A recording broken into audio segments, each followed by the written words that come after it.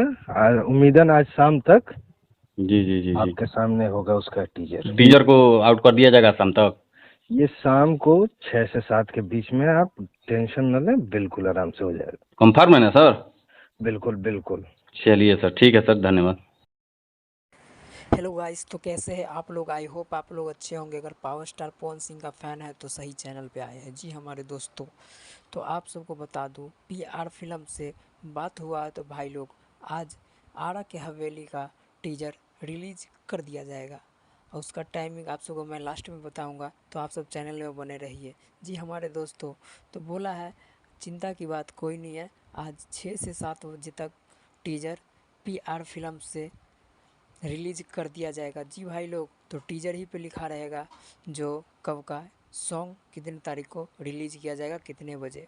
तो आप सबको ये न्यूज़ कैसा लगा? अगर अच्छा लगा तो लाइक शेयर ज़रूर कीजिएगा और पावर स्टार पवन सिंह के फैंस के पास शेयर कर दीजिए भाई लोग।